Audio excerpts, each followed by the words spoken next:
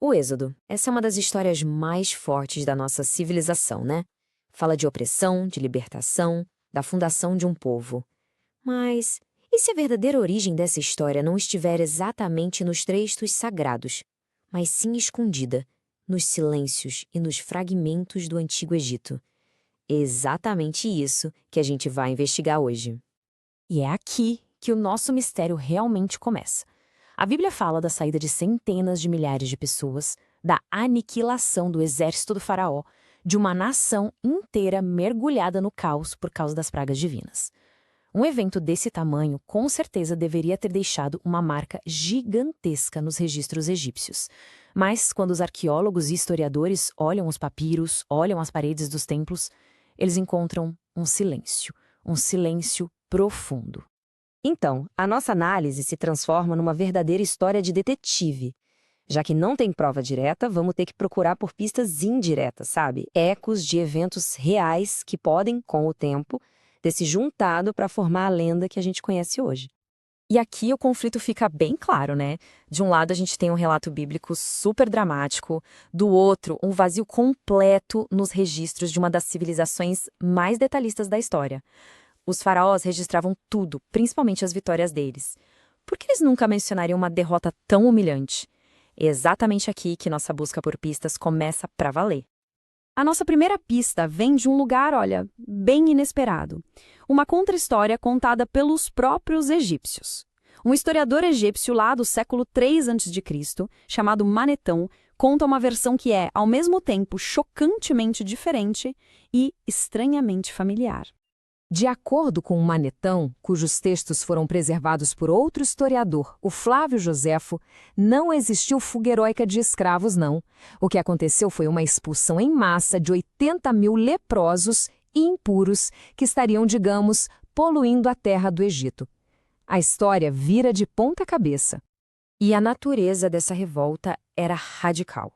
Segundo o Manetão, o líder desses impuros, um sacerdote chamado Osarsif, criou leis que eram um ataque direto à cultura egípcia. Rejeitar os deuses deles, profanar os animais sagrados. Não era só uma fuga, era uma guerra cultural e religiosa. Certo, então vamos resumir as pistas que o Manetão nos deu. A gente tem uma expulsão, não uma fuga. A gente tem um líder sacerdote que se torna Moisés. E, o que é crucial, uma aliança com inimigos estrangeiros. Essa versão, mesmo sendo bem hostil, tem ecos muito intrigantes da história bíblica. Essa história de uma revolta religiosa radical não surgiu do nada, não. Ela nos leva direto para o trauma religioso mais profundo e real de toda a história egípcia. O reinado do faraó considerado herege, Akenaton. Por milênios, a religião egípcia foi um panteão politeísta super complexo.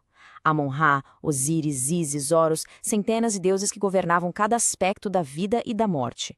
Era a base de tudo, da ordem do universo para eles. E então, lá no século XIV a.C., o faraó Akenaton chega e varre tudo isso.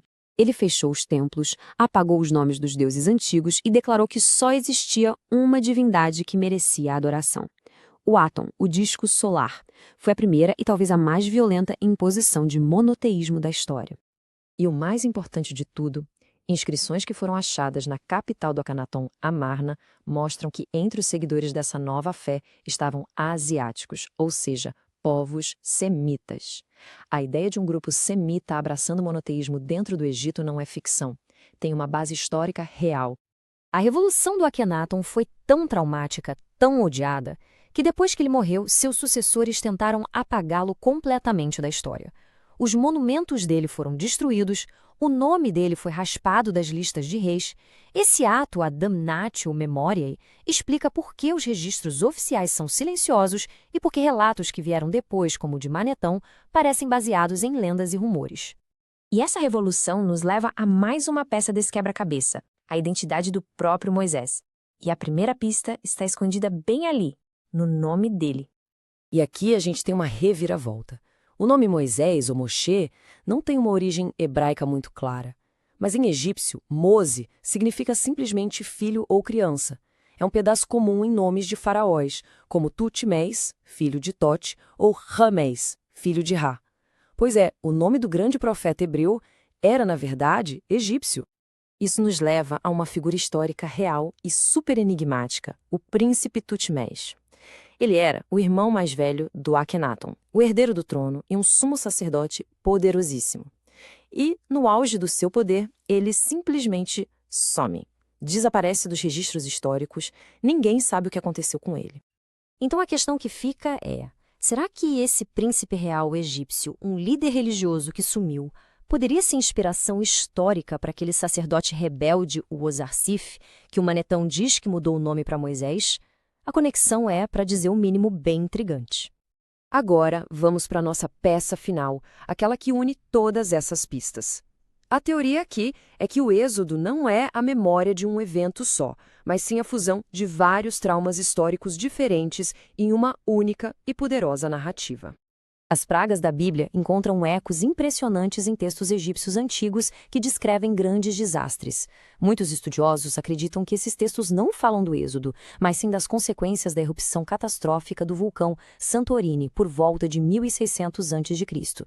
Isso teria coberto a região de cinzas de envenenado rios, causado tsunamis, seria a memória de um desastre natural colossal.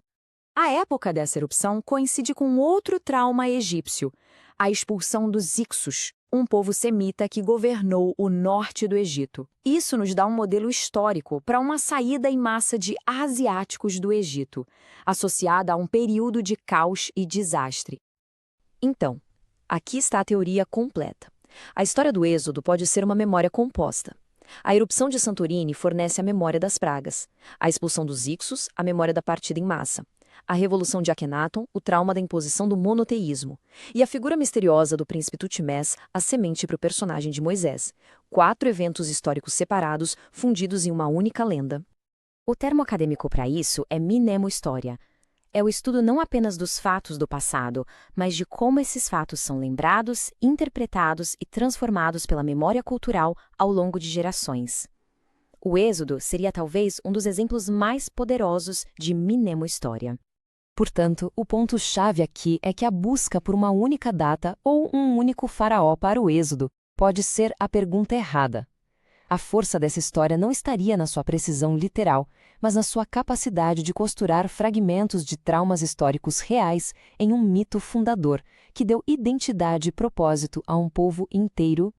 Isso nos deixa com uma pergunta para refletir, né? A história por trás da história do Êxodo revela como a memória pode comprimir o tempo, fundir personagens e transformar desastres em épicos. O que nos leva a pensar: quantas das histórias que definem as nossas culturas e a nós mesmos são, na verdade, ecos de eventos e traumas que foram esquecidos há muito, muito tempo?